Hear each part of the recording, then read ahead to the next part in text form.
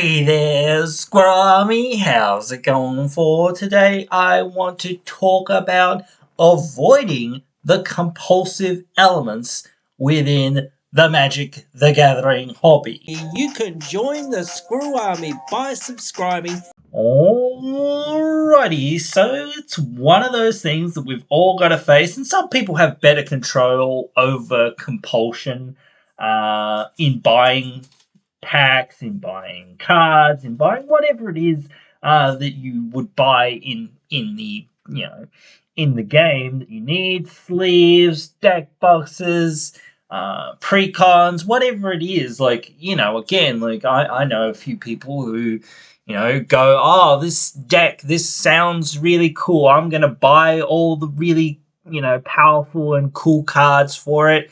It's hundreds and hundreds and perhaps even thousands of dollars, depends on, what it is and what you kind of doing and whatnot. And some people go for the most expensive cards first. Some people go for the, like the more cheap cards first. Sometimes I'll just go for some of the cheap cards and leave some of the other ones proxied for a while, because it's a lot easier to get those cheaper cards and keep the more expensive ones. And certainly those expensive ones can be harder to find as well. So, it's one of those things. But again, that compulsion of, well, I kind of want it now. But, you're kind of going, well, that's the here and now, like, what about in 3 weeks' time, 4 weeks' time, whatever it is, a year's time, whatever it is. Are you still going to be sitting there and satisfied with that deck, or with that card, or with those purchases, whatever it is? And certainly I've been, a victim, or not a victim, but I've fallen victim to my own lack of control of being able to be like, nah, you know what? I'm just not going to buy this booster box or booster pack or whatever else it is, or these cards or whatever.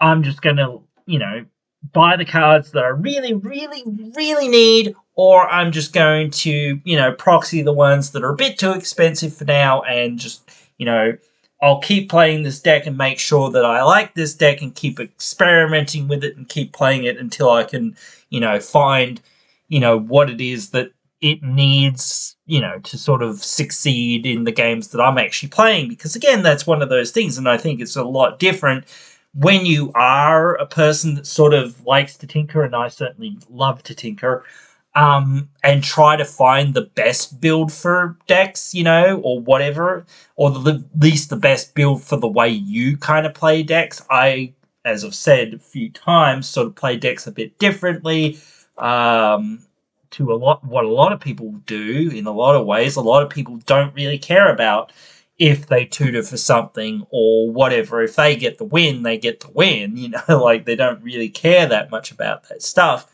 And they don't really care if they combo off or whatever.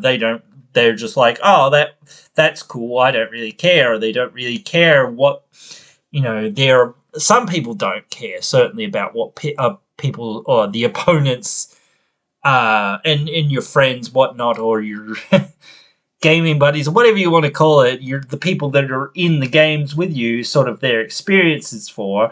I know that's sort of separate, but again, that's one of those things that you kind of got to consider, because again, if you buy, a Dictate of Erebos, and I had a Dictate of Erebos, I didn't, I think I actually bought the Dictate, but I actually pulled the Grave Pact. And it wasn't such a miserable card because I just never actually pulled it out in any games. But I was just going, well, it isn't a bad card, but it isn't exactly what my deck kind of wants to be doing. So I might just take it out and just kind of do something else. Plus, it's a kind of really mean strategy to sort of pull off.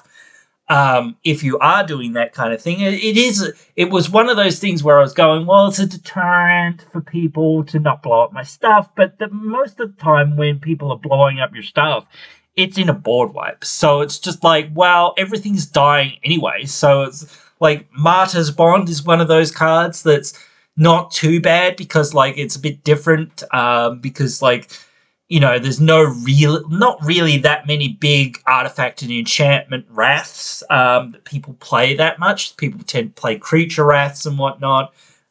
So again, that can be much more useful in, the asymmetry sort of effects by people going, well, am I going to kill the Martyr's Bond or am I going to kill something else? And it's like a 50-cent card. But again, like this is beyond the point. But again, just like that sort of game plan of, that sort of strategy works better for that sort of thing because again, and especially with lands, same thing because again, it's for any permanent, I believe. Or maybe it's non-land permanent. I can't remember actually.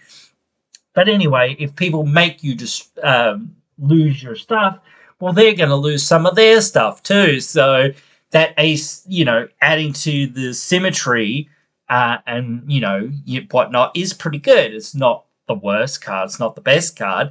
But it's better because, like, there's more targeted artifact and enchantment and or even land destruction sort of effects out there more so than there is like wraths for those, so there's not, well, there are obviously wraths for lands, but people don't tend to play them. But again, whatever, it is what it is. But again, it's one of those things, if you're thinking, well, this breaks the symmetry in a sense, so now, even though I have not used a card, I did use a card before to put this Martyr's Bond on the field, but for everyone or anyone who decides to target some of my artifacts, well, they're going to have to sacrifice an artifact. Plus, my other opponents are going to have to sacrifice an artifact or enchantment or land or whatever else it is, or planeswalker or whatever.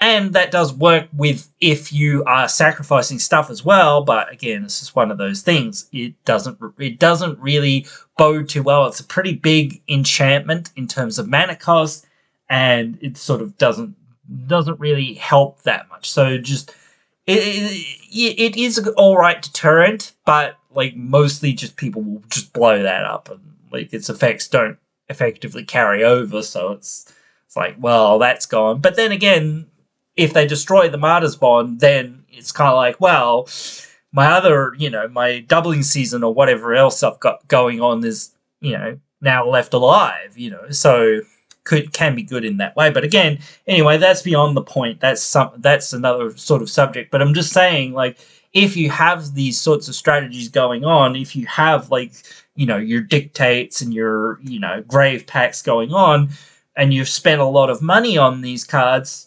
perhaps, out of, that whole thing of just being like, oh man, I want to play this, sacrifice deck. I better get a dictate and a Ashnods and this and that and whatever else. So yeah, again, it's just one of those things that you've kind of got to be aware of this whole thing. You've got to look at it from another perspective. You've got to think, well, am I going to spend this money? Why am I spending this money now, or whatever? You got to kind of pull yourself back, no matter what it is. Like again, and say, if it's packs, well, why am I buying packs? Like I think, like if you're buying a box and it's a new set, like you can maybe say, oh yeah, well it's a new set. I just want a few of just about everything, or I want a lot of lands from the set, I want this from the set, I want so many like things from the set that it's probably worth it to crack that box or whatever, or to crack those packs. It's not just, or like if you are at a draft, like I never see people draft, but then again I'm never in when the drafts are on, but then again you still don't sort of see the same sort of conglomeration of, or the number of people sort of going to drafts or talking about drafts or anything like that. But then again, that's my local scene. I don't know how, well the draft scene where you are goes, but again, it is all in that context of saying, well, how many times a month or how many times does a draft fire after a new set? A couple of times, maybe, or whatever it is. Do people get bored of the drafts pretty quickly? Or is it that, there's only 2 or 3 real combinations that you can go in to be really competitive, and therefore everyone's effectively hate drafting against each other because there's only so many quote unquote viable strategies or whatever. But that is sort of another separate discussion there in another sense. But again, like if you are looking at trying to limit your impulse buying into things, you've got to look at why do I have to get it now? Can't I just play with a proxy? Yes, I can play with the proxy. I'd love to have the real card one of these days, maybe, but do I really? Or is it like why do I want this card, or why do I want this deck, or why do I want to play this strategy? Like whatever it is. Again, we might go back to Sliver Illusion or whatever, some of those cards or whatever, just as an example, because I know a few people that have gone, you know what, I'll buy that Sliver Legion that's worth a whole lot of money, or even Sliver Queen that's even worth even more, and then gone in a few weeks, you know what, I'm tearing this apart. And then in a few more weeks, they'll go, I want to buy it again, or I want to, put it together again. And the same with Eldrazi and lots of things that happen to just have a lot of very expensive cards just inherently within them. Same with like dual lands and things like that. It's just one of those pit traps of, especially 5-color decks. Though I hate 5 colors so bad because it doesn't have nearly enough fixing, really, in my opinion. I don't think dual lands actually do it in 5 colors anymore. I think you want to produce 3 or more colors, but there's not many lands that do that, especially lands that enter untapped or whatever and don't have some other downside. So you've kind of got to take what you can get and whatnot. So yeah, or you've just got a proxy. Again, like I made that choice in my 4-color deck that I have, that I would buy some of the more expensive lands because I thought, well, it's all right.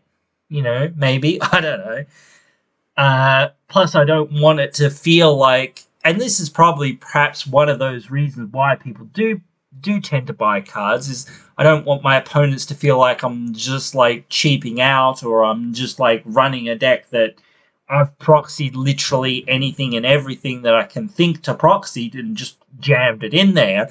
No, or whatever. Like, I actually own a lot of cards that are in this deck, but people just kind of forget that. Oh, I own this. Yeah, but that's like a 50-cent card. Yeah, true, but still,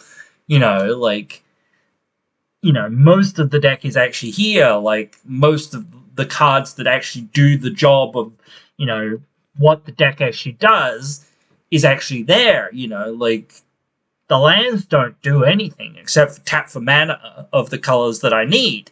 And, whether they're real or not real, it doesn't really affect anything for the most part. But again, it's tough to decide, I guess, and whatnot. So maybe I shouldn't have bought them. Maybe I'll sell them again. Who knows? I don't know. And just go back to proxying them. I don't know. Who knows? Again, like I say. But that's the problem of the here and now and of in the future, because again, you never can tell the future, and you never know what's going to happen. But if you know yourself, which is one way to sort of understand, why you're compulsively buying something or somewhat compulsively buying something, is to say, well, am I actually going to enjoy this? That's the thing about proxying, which makes deck playing and testing really good. It's like going, right, well, now I can see what my deck kind of needs and what it wants and where it's going, and I know what I'd like about the deck. I know what I kind of want to change. I kind of want more of this or more of that, or whatever it is. Again, you're going through your deck going, does this card actually net me the things that I want my deck to be doing? Not just it's a card and it hurts my opponents, but it does, but you know, like it hurts them maybe a bit too much or whatever. I don't know, like, but it also sets me back or something. You know, like you're always like back and forth on cards and whatever in card selection, and that's why I think CDH in that is a completely different format because it doesn't really matter again what you're kind of doing and whatever. You don't really take into account anyone's thoughts and opinions or whatever, or feelings, whatever you want to say on things. You're just saying, well, these decks are meant to win, and are meant to kill everyone.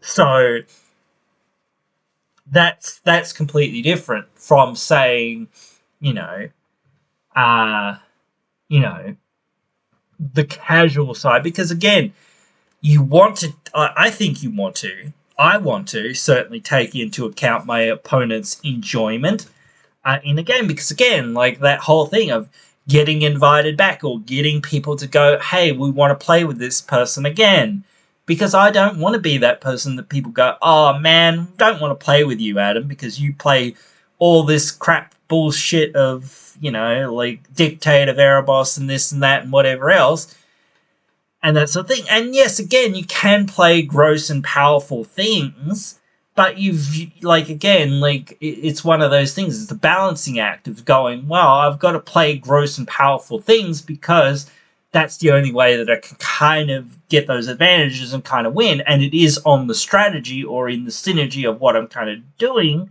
So again, I'm not just putting in cards because they're good cards or whatever. And I took Dictate and what's name out of the deck that I had them in, because it was just like, again, saying these aren't doing what I need to be doing specifically. And then I was like, you know what? Actually is a pretty good card, Sheldred. That does similar sorts of things. It's not as egregious in some ways, but in the deck that I have got, it might be more egregious, because the whole idea of that deck is to make token copies of your legends that are no longer legends, effectively. So you just get all of these copies of Shieldred, and people have to sack 5 things or whatever on their upkeep, and you get to return 5 things from your upkeep. And it's one of those things, if you kill Sheldred, well, you're actually just helping me. You're giving me more token copies of it. So that really isn't helping your cause over there, because I'm just going to recur it and bring it back later on with one of my Sheldreds, probably one of the token Sheldreds. So that doesn't really hurt me. And I can just keep sacking it, or you can just keep killing it to make me more. Thank you very much. I'll keep that. That's great. But again, yes, certainly if somebody swords plowshares it or whatever, that sort of thing, that's different. But again, it's one of those things where, there's a bunch of, not always going to have it, but, again, there's a bunch of sacking stuff in that deck. So hopefully I'll just be able to sack it and then get another token copy of it and just keep going and making more and more. So it's never going, or almost never going, to hopefully affect me that much. And it's just going to be a negative to my opponents in that regard. It is doing what I want. It is doing a very similar and more and powerful thing, but again, it is very gross, certainly, but it has to get to that point.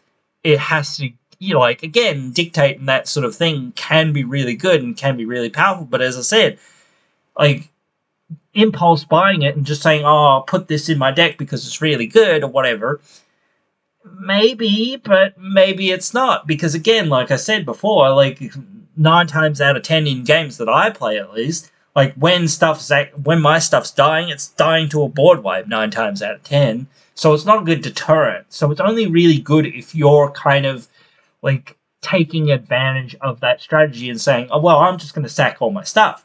And then you might be going, well, that might be good, or it might be all right, and it might be one of the staple cards of this strategy or whatever it is that you're playing. I'm trying to give generic examples, but I'm just I only have mine to think of at this time, so I can't cover every single card because it would be here all day.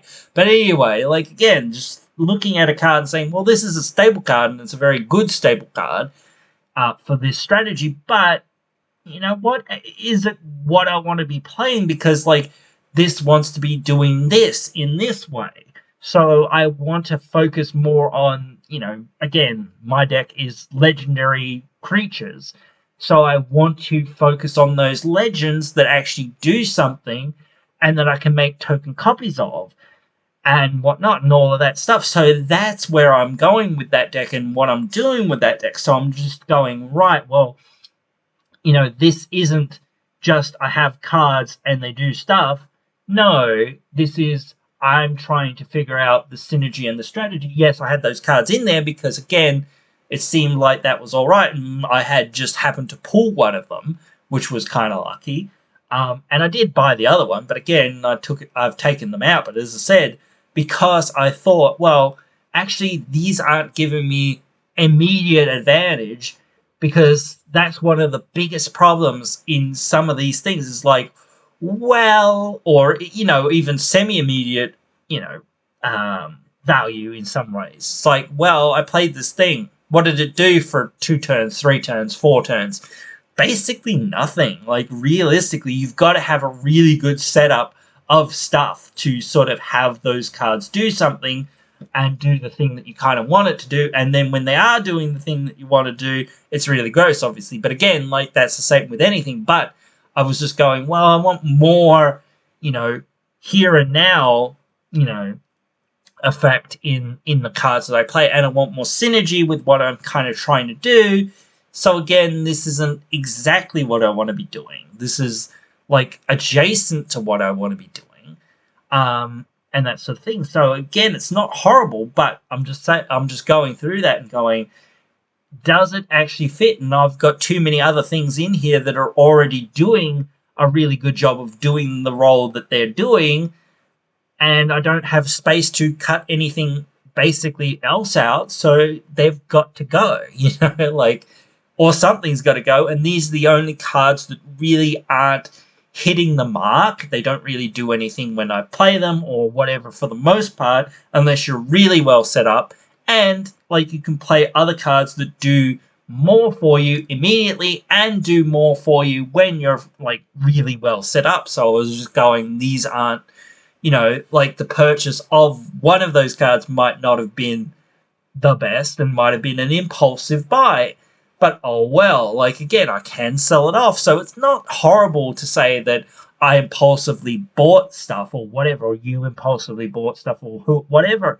Because, again, you can get some of your money back. You can trade them away for other cards that you want or need or whatever it is. Again, so it's not always that this is a problem. But, again, it's one of those things of going, well, like, noticing it and going, hey, why did I buy this card, or why did I do this, whatever.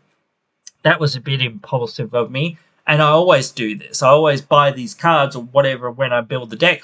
I don't always, but again, like, or you might not always, but you might always have that inkling to be like, I want to buy these cards so bad, like, I want to play this deck so bad. Well, you can play that deck, like, there's nothing stopping you from playing that deck, but just having those cards, again, is one of those things. Like, if people have that affinity for cards, again. So, and this is a hobby. And again, you're supporting your LGS or whatever it is when you're buying those cards and whatnot. So again, like, you feel like, hey, this is not horrible. I'm supporting my LGS and I'm going in for games and whatnot.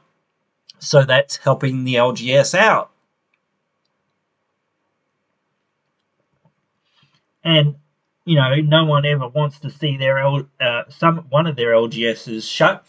One of the LGSs that we actually had 2 here in town, and one of them shut or is shutting very soon.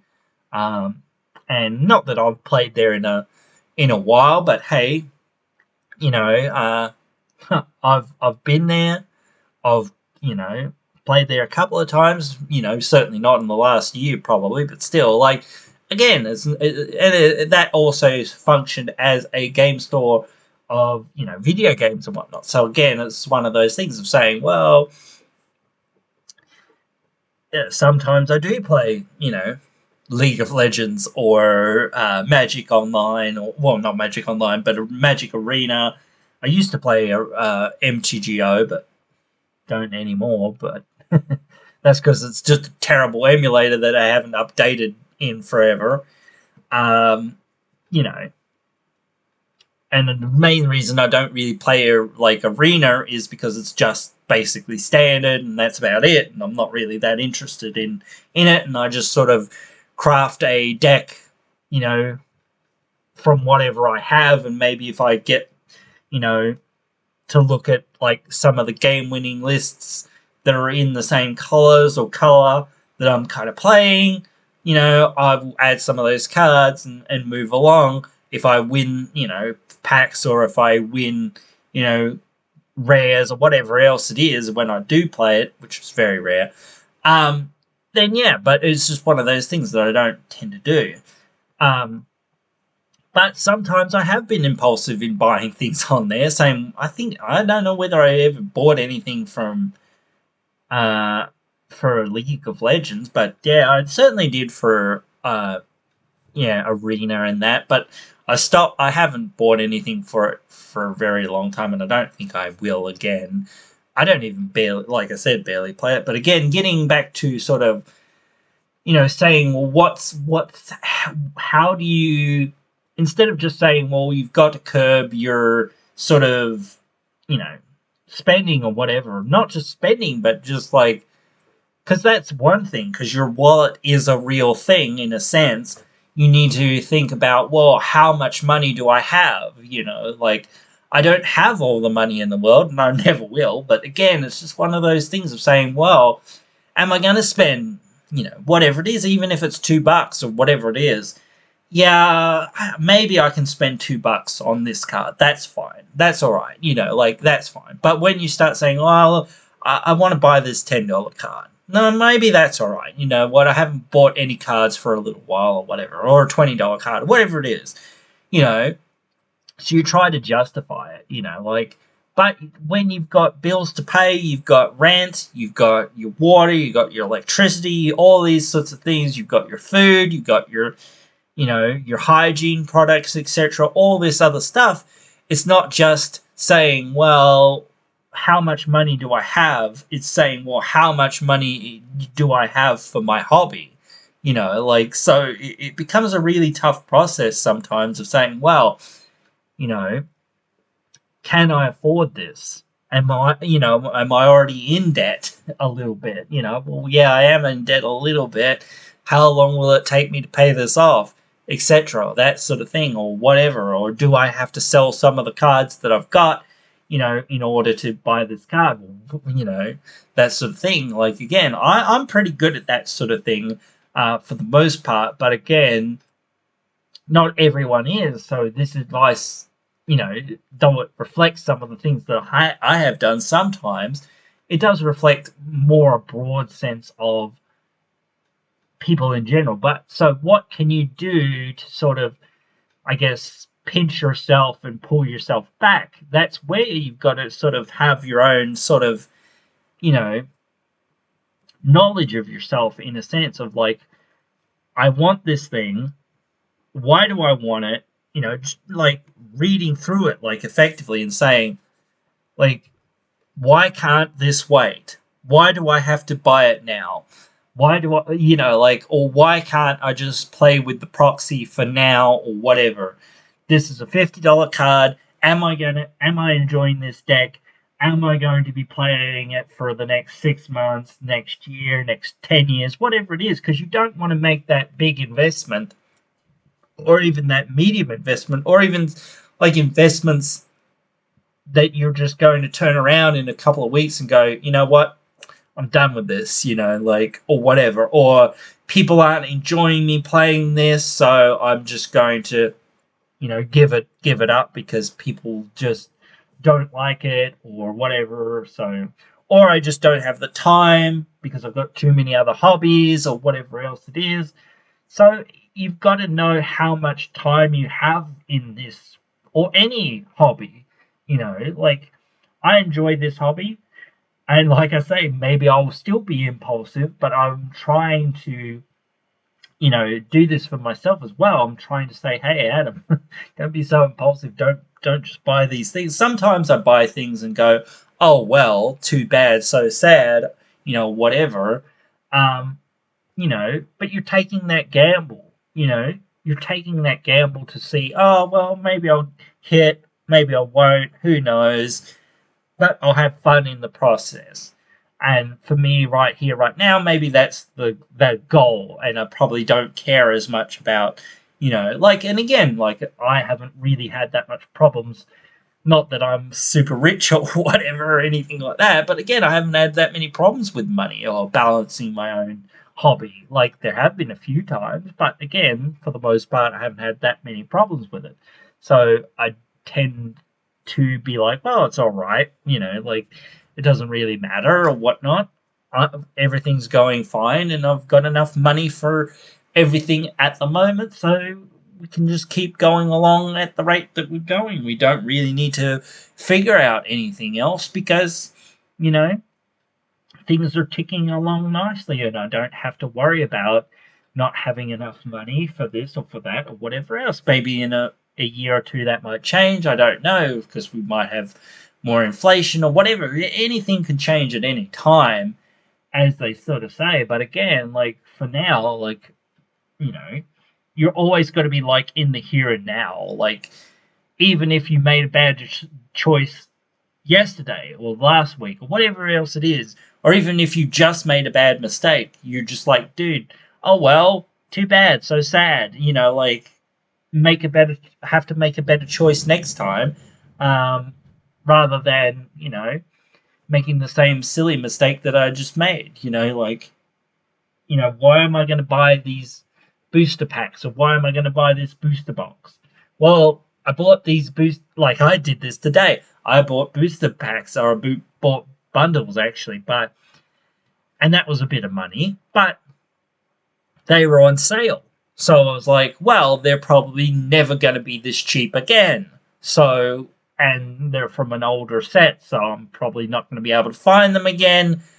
And I liked the set, and I thought, well, I need some basic lands, and this set has some nice basic lands, and that sort of thing. So I was like, well, it's not just that, like I'm weighing everything up. I'm not just going to be like, oh, I'll buy it here and now. I'm going, right, how much money in the bank do I have? Okay, I've got this much. When do I get paid next? Oh, I get paid this Friday anyway, or whatever. I'm looking it over and going, well, who cares? Like at the end of the day, like, let's just go for it and let's see what we get, because maybe I'll get some good things, maybe I'll get some bad things, who knows? Probably won't get that many amazing things, but hey, I've got some stuff here, and I'll, trade in what I don't want at some point, and go from there. But that's that's where I'm at, because again, like I've never really had that much problem in having the funds available to kind of clear that, like in that sense, like I'm always budgeting everything to be like, right, well, I don't have to worry about it that much. I have to keep an eye on it, certainly. I can't just leave it there and like go, oh, I've only got, $50 left. Well, that's probably not good, especially if I'm not getting paid for 2 weeks or something, or whatever it is. Um, but again, just money isn't the only thing. Like, because again, like your time is valuable, like, and so are other people's time. You don't want to be going around and going, wow, this card actually sucks, dude. Like, why didn't I sit here and play test with this card and realize, man, this card just does not do what I want it to do, or doesn't work in the way that I thought it would, and hey, it actually needs a whole lot more work in it, or it needs a whole lot more space to sort of thrive and whatnot, or people will just blow it up because they think it's a big threat. So hey, that's kind of obvious. It's one of those staple cards, like I say, or whatever. So fair enough in a sense, but again, it's just like, well, when do I get my value out of it? How many times have I played this card and it's actually done the things that I kind of thought it would do or wanted it to do in the decks that I've kind of got it in, or the deck that I've got it in? just weighing that out, like knowing that this card's going to work. Is this card going to work? And like when you've played enough and you know how things kind of work, you might go, well, in this deck it probably won't work, but in this other deck, actually it probably will work all right, because again, it doesn't really matter that much in that specific deck, because that deck is doing a completely different thing and operates under a completely different, set of rules that it kind of needs to achieve its win condition. So it can take advantage of some of these other things that would worry another deck. Like I've got this Izzet deck where I'm making token copies of stuff and whatnot. And I don't want to give too much away about this deck, but I've got one of the exploit creatures that's in that deck, which counters a spell when you exploit a creature. And since you're creating creatures or whatnot with temporary creatures in that deck, it's like, well, I can create a token copy of a creature temporarily and sacrifice it, because I'll probably get some ETBs off of it or whatever and whatnot anyway. So those ETBs are pretty good and pretty fine. So I don't really care about having to sacrifice that token. I care about sacrificing the real thing, obviously, but like I don't mind sacrificing a token copy of it because I'll just get the ETBs or dice triggers or whatever else it is that I'll get. So I don't really worry. Plus, again, that's a creature that enters the battlefield. So guess what? I could sacrifice it to itself, though I don't want to do that because it's a pretty good flyer, but it's not the best. But certainly when you've got a one of them on the field, you can just be like copying it and sacrificing it to its own effect to counter spells. So that's pretty darn powerful once it's on the field. And I was just like, this is actually really good for this deck. And it's pretty much the only one that's in that deck's colors. And I was like thinking about it in another deck and going, well, it was in my Simic deck for a little while. I'm going, well, I've already got a couple of other creatures that are counter spells because this deck really wants creatures and whatnot. But again, so I don't really need this one. And I'm not really having enough other creatures that I really want to sacrifice to it to actually counter spells with it. So I just don't want to do that. Or I'm just going to be like, well, I don't sacrifice anything, then it just is a bad flyer that has flash sort of thing. So I don't really want to do that.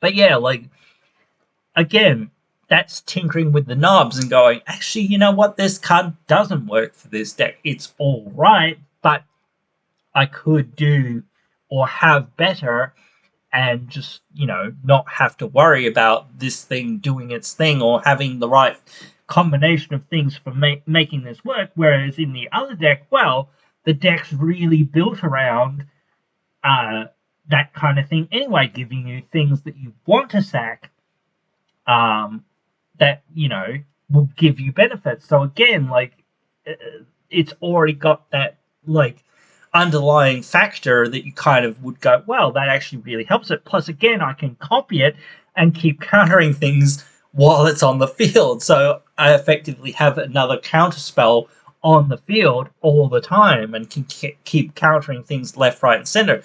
There are like the ones like Curse Catcher and whatnot that you actually just pay a mana or just sacrifice or whatever, those ones as well. So I was thinking about putting some of those in there because, again, it kind of wants to be focused on creatures because, again, it's copying creatures and whatnot and artifacts and that. So, again, like, the idea of copying things to do things is well worth it, and maybe cutting some of the other counter spells or other removal that's kind of like not that amazing, like, because again, you don't want to cut everything, but again, just cutting back to the things that are actually really working well for what your deck's doing, and even if you can use it for another deck, because you can go, dude, you know what, this wasn't doing what I wanted it to do in this deck, I'll put it in this deck, because this deck actually is doing more of that kind of stuff. So maybe, like, that was $1 card, but doesn't matter if it's $1 card or a $30 card or a $300 card or whatever it is,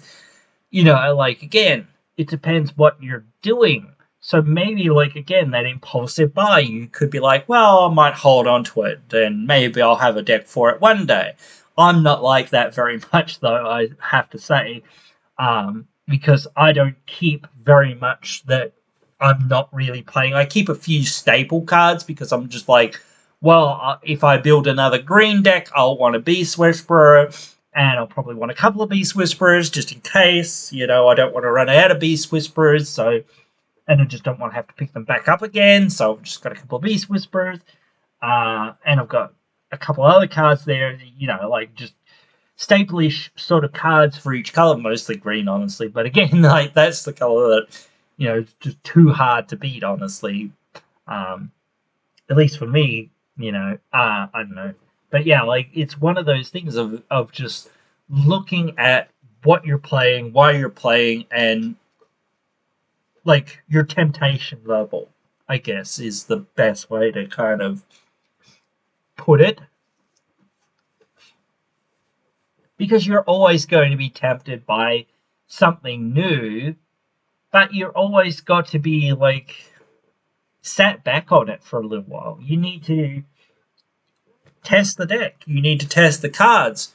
Like it's not a bad card if you don't draw it because you haven't drawn it. You don't know how good or how bad it is. Maybe like it will do something, but like in that deck that I was saying, I didn't really ever draw it. I didn't really ever play it, but I knew internally, and from what the deck was doing and from the cards that I could be playing, that it probably wasn't the best option, even though it was a really good card. Like I've said before, you've got to cut good cards for other good cards, and it always depends on what your strategy is and how your deck's kind of working.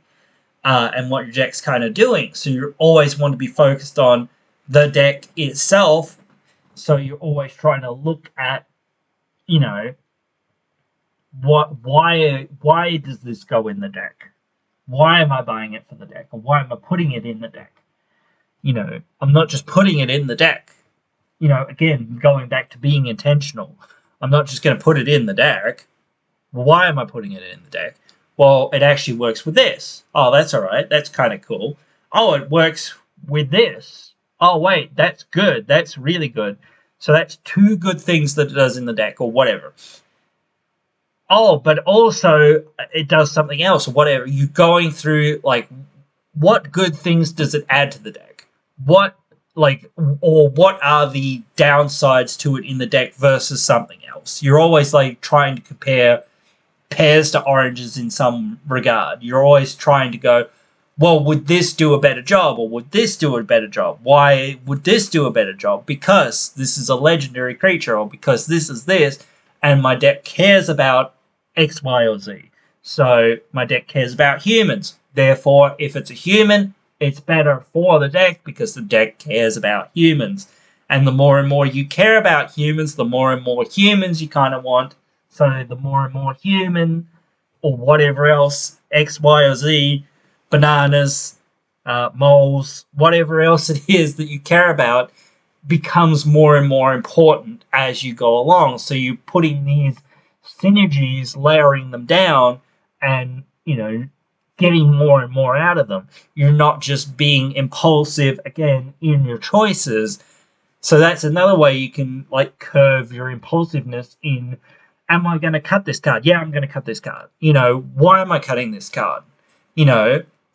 Does it really not do anything? Well, no, it doesn't not do anything. Obviously, it can do things or whatever, but it doesn't do enough just in this deck or the way that this deck is specifically oriented or whatever. What I'm trying to do or what the deck's trying to do isn't in the vein of what this card is doing. So again, just getting that,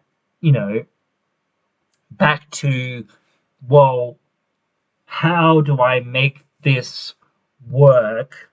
Why is this here and whatnot? It's not just here because it's here. It's here because it has to do something specific for what I'm actually doing and has to do it better than something else. Like, again, this is why I don't play very much 3 mana removal anymore. I know a lot of people play like Generous Gift and whatever that sort of stuff because they go, well, you never know what you're going to face. Well, honestly, yes, you do, but again, but again, yes, you don't.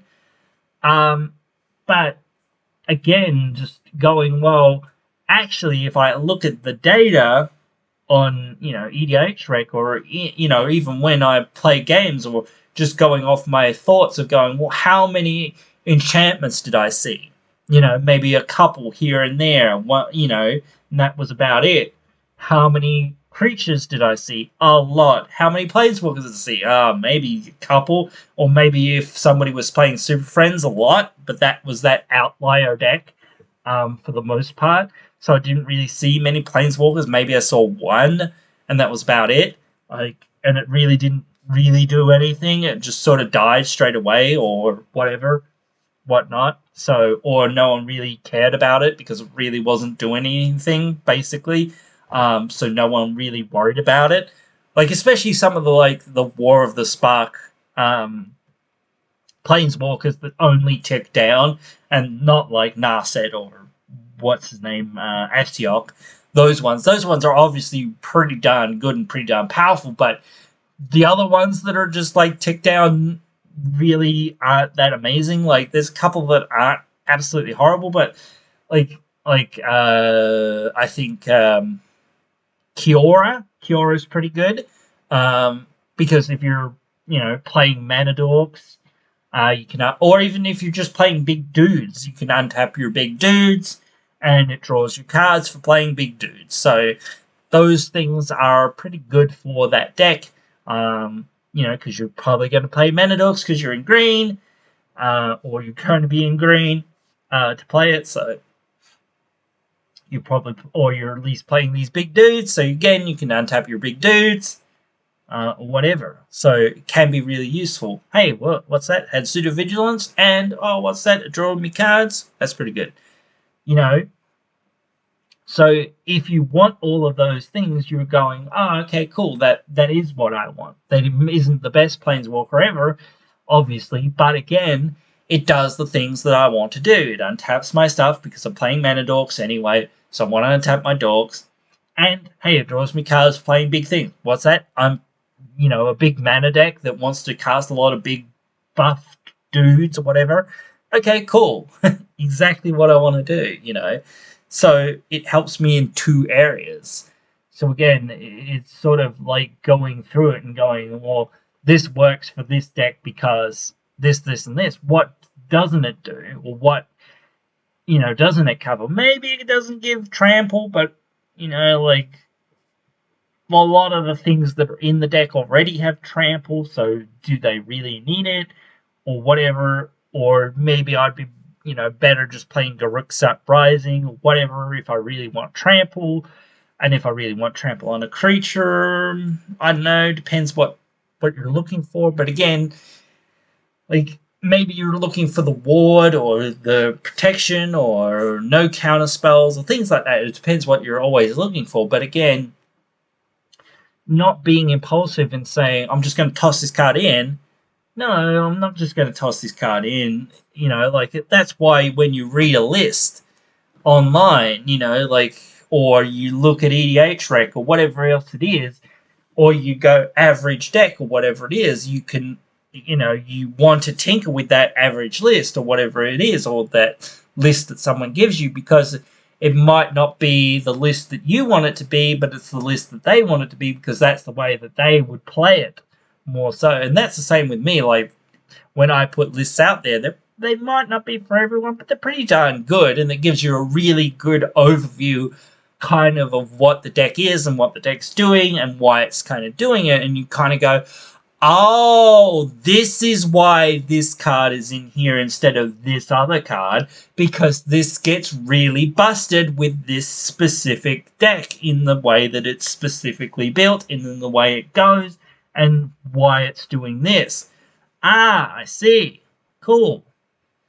I don't know whether, people want to keep playing it, but once they sort of see the synergy that I've kind of baked in there, they go, oh, now I understand why this card isn't in the list, because there's not nearly enough space for it, and this card work better with the synergy and just do more throughout the deck and throughout the game, or even immediately. Even if they don't do anything else, they just did more immediately. Like, so even that little bit of value. Like, again, Grook's Uprising, the new, what's it called? Scale the Heights, or whatever it's called. The whenever you cast a 5-drop or more, you draw a card, and when it enters, you do also draw a card. It's nuts. Like, I didn't realize it was for any spell. I was just like going, maybe that's alright, and then I realized, oh, it's for any spell. Right, okay, cool. I really want that in my Simic deck now, because again, that's a big mana deck and just casts a lot of big things. So yes, I had to cut something else for it, but still, it was probably worth it, because again, even when I play it, hey, it draws me a card, and 2 mana to draw a card. It's already replaced itself. So if it gets blown up 2 minutes later, well, it already replaced itself, so I'm not too sad. Garruk's Uprising, same thing.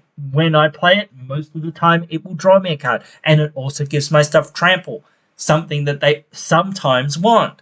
Like, again, so it's one of those things of saying, well, it just helps out everything that I'm doing, and it's not just me going, I'll put it in because, so-and-so told me to. No, I know how good it is, or I realized how good it is, and went, okay, yep, this is going in, because obviously it should go in. But yeah, like, again, when you're looking at like cards on a sheet or on a list, like those synergies, and again, the impulsive nature of people, especially like if you've got ADHD or whatever, can be tough to, like I do, like, again, can be tough, because you can be going through all of these things, and like no one can keep every card in their mind at all times, I don't think. So you always got to remember, why am I doing this? Where is this going? How is this doing something better than what something else would be doing? Or how am I winning with this? Like, how is this benefiting me? Why have I got it? Etc. etc. Not just, I'm going to jam it and play it. Like, you can jam things and just play them, obviously, but that's just to sort of test them, more or less. Because if you know how cards sort of synergize and they kind of work, which you'll get after you've sort of been playing this game for a couple of years or whatever, you'll go, you know what, I actually can see the synergy here without having to play the deck. I don't need to play this deck because I know how it will work, because there's nothing here that wastes space on going in another direction, or doesn't do the same sort of thing, or doesn't help out with the same sort of thing, or doesn't cover the weaknesses of the deck, at least that's in the colors and is actually been printed or whatever. So maybe there's cards that, this deck needs help with, dealing with graveyard hate. What, anti-graveyard hate is there? Basically none. Okay, well, too bad, so sad, I guess. So that's all you can kind of do. You go, well, there basically isn't any anti-graveyard hate anywhere anyway, so you're just kind of like, well, sucks to be somebody playing graveyard deck a lot of the time, because you just have to deal with the fact that you're going to get your graveyard nuked and whatnot, because, and obviously, like, people have to nuke your graveyard to stop you from, like, winning the game. But if you're just like, I'm going to play this, and I'm going to play that, and I'm going to do this, then it can be, like, really bad to be, like, going, oh, okay, cool, before you really get going, I'm just going to nuke everything that you're going to do. And it's like, well, why didn't you say that before I started saying, well, I'm going to do this, or I'm going to do that, or whatever? Oh, just nuke your graveyard. Go away. Whatever. Okay, cool. Great. Well, now I'm not going to do anything for the rest of the game, but cool. So I'm just dead. Cool. Great. Whatever. But yeah, like again, and again, that evolves and whatnot to making those decisions. Am I going to kill, Steve's creature? Am I going to exile Steve's graveyard? Am I going to do this? Am I going to do that? Not being impulsive in making those decisions. Again, like I said before, or once before, here or there, not just like going to remove things sometimes. Like, you know what? I'm going to sit back and I'm going to see what other people do. I'm going to save my removal because is this winning this person the game? Literally right here, right now? Then maybe I'll do something. Or is it killing me right here, right now? Then yeah, probably I'll do something. But until those points, I'll probably just sit back and be like, dude, I don't care unless it's like winning them the game or literally stopping me from winning the game. Then I don't really care. Like, they can have what they have. They have it. Cool story. I don't care. Like, I'm going to be over here trying to win the game with the cards that I have. I'm not going to be sitting here and just going to remove everything that they're going to have until they have something that's, you know, either stopping me from winning or winning them the game literally basically right here, right now, or just, needs to be dealt with because it's just, taking over the game, like Smothering Tithe or whatever. It's got too much potential. So it's just, Rhystic Study, same thing. Nope, that's got to go right now.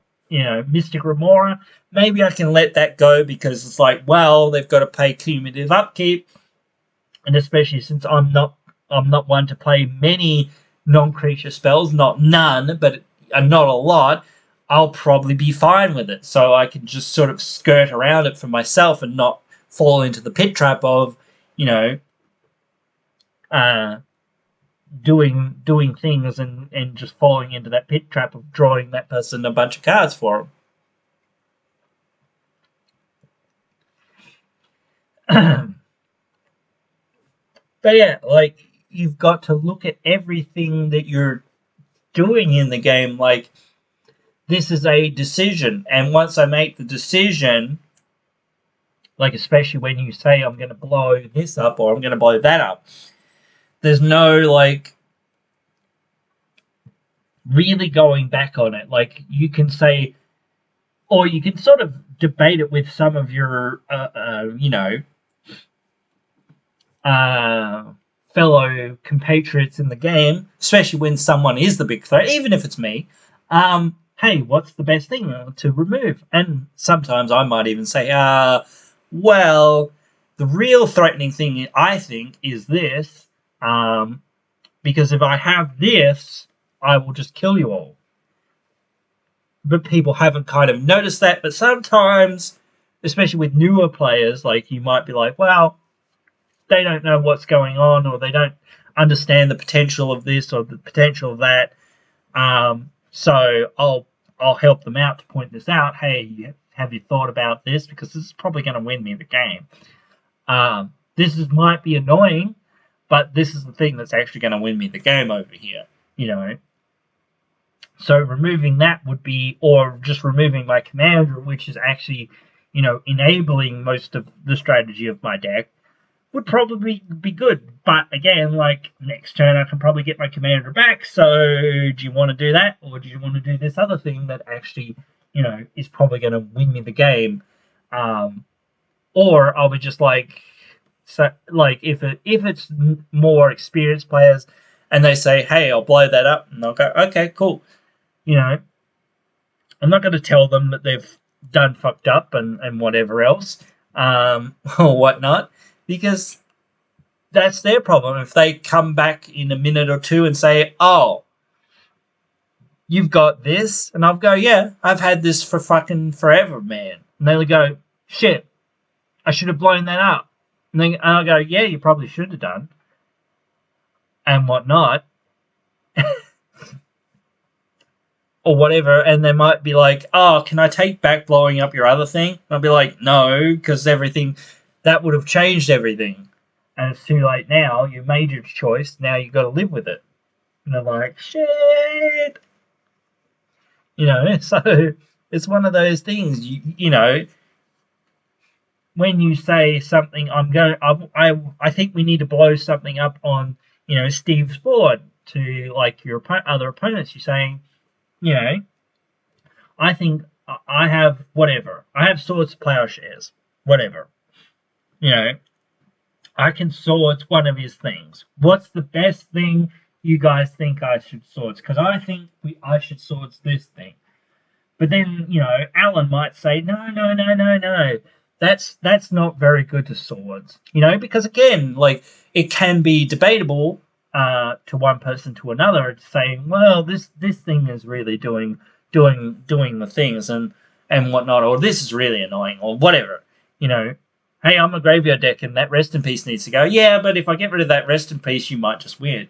So again, it's difficult to be like in some of these positions when you're like being absolutely gated out of the deck or out of the game or whatever.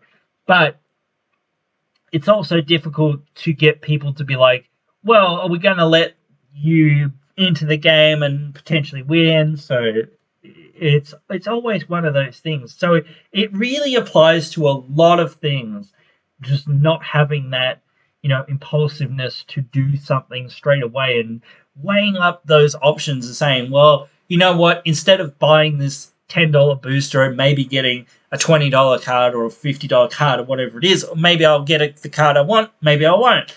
But how many times am I going to gamble for this card, especially if it's like $1 card or whatever, or less, whatever? Like, I'm not going to gamble for that stupid common or uncommon unless I want a lot of those commons or uncommons, unless I want a lot of things from this set or whatever, or it's on sale, so it's probably a pretty good deal at this point, so it's probably okay, at this point to buy it. And I probably won't get the chance to buy it again because it's a thing that they don't really print anymore, so why not? It's on sale. Again, I'm trying to, I guess, in some ways justify my own purchase here of buying some boosters and not really getting that much out of them, but still, like, saying, like, why did I buy these? Well, I bought them because they were on sale and because they're never going to be printed again and because I did want a whole bunch of things that were in there out of it. So, did I get them? Nah, not really, but, still, I had fun doing it and whatnot, and might have been impulsive. But again, those are the impulsive things that we do sometimes. So, like, you've got to be okay with those impulsive choices once you've made them and whatnot. You go, well, shit, I made that impulsive choice, but now it's time to move on and do something else. Maybe that thing is impulsive, maybe it's not, I don't know. But you've got to keep moving. You can't just sit there and go, oh shit, I made an impulsive choice and now I'm fucked over. Oh well, same thing in the games. Like, oh, I made an impulsive choice and Swords Plowshared the wrong thing or whatever. Or I forgot that this thing was on the field or whatever. Or whatnot, or I didn't really read the board state, or I didn't sit there and go, well, what do you have? You have this thing, that thing, I didn't weigh my options, or I didn't, consult other people's thoughts and go, oh, yeah, there's a big consensus that Elishnorn needs to go, or whatever. Okay, all right, I'll get rid of Elishnorn. And it does depend, like, somebody might be like, well, since you're going to get rid of the Elishnorn, I'm going to get rid of this thing, or I'm going to get rid of that thing. Again, so you never know when people are going to go, well, since you're, like, especially when you, like, people suddenly have realized that you're, assisting them in some way. Well, I really think that this needs to go. Well, again, that graveyard player, I want to get rid of that rest in peace so I can actually play the game. Yeah, but we don't want you to just win the game over there, buddy. So we've got to have something to say, well, you're not just, like, gonna go off, so or you've got to at least help us out so that we can stay in this game and not just lose to you and your graveyard shenanigans. And it's one of those things about, like, playing that graveyard deck and saying, well, my graveyard deck's really shit, like, again, or whatever. So I'm not comboing off and I won't win for many turns, like, whatever. Maybe the turns will be tough, but, or a couple of tough turns here or there for you guys, but you'll at least have the choices. Like, again, I said, have that Sheldred in that deck. So, you get the choice. Yes, maybe if you're down to one or two creatures, it's getting to be a problem. But that's the point at which you should have, been stopping me at that point. Uh, stopping me from going too ham. Not from just like getting in the game or whatever. And you should always be stopping the person that is, like on the verge of winning or literally winning. So, but that's me and the way that I look at it. I don't look at it like, oh, I'll just take this person out just in case they might win, maybe. But they never really did anything, in the game. Oh well, that's the game. I can take them out now. I might as well take them out. But then you spend the next couple of hours sitting there and playing the other two people that were threats instead of having dealt with them. Like, and instead of sitting there and going, well, cool, I could have just dealt with one of those people and then had one of the other people probably by the next turn and then probably killed the last person a turn later or in the same turn even maybe. I don't know. So I would have been able to win the game much quicker if I had have tried to deal with the other two people that were my bigger threats to me, because that other person probably wasn't doing a whole lot anyway in the next two turns. So I probably could have like killed one of the more threatening people and then got the other threatening person and then probably just finished off the person that wasn't really doing anything for the whole game.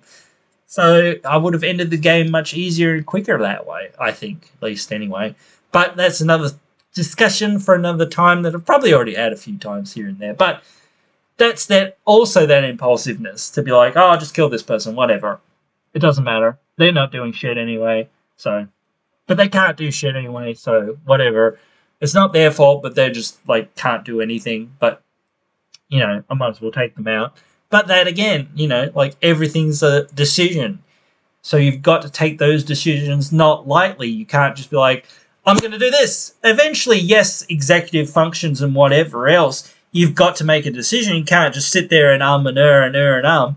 But it's better to often just sit there and go, well, I'll see how things play out because, hey, I don't know what Alan over there is planning to do. Maybe Alan over there is planning to take out Steve over here or whatever because he doesn't think that he can get through my blockers or whatever. So, or maybe Alan over there is going to attack Steve over there or whatever, so you never know what other people are going to do. So you're always wanting to sort of sit back and kind of hope that you can last them out in that war of like impulsiveness in a sense of like who's going to blink first. Like I'm going to, and the same sort of thing with CDH. Like, oh, I'm going to try and deploy my combo now because I think, the coast's clear or whatever. I'm going to play this, and this, or I'm going to shoot it for this, and this, and blah, blah, blah, and then I'm going to play this. And then I'm going to combo. Ah, no, counterspell. No. So you never know. You've got to sometimes make those, impulsive choices and say, no, that's it. I'm going to do it now. Like, this is the best time for me to do it or the best time for me to try to do it. So, I've got a response in my hand just in case someone does have a counterspell or something.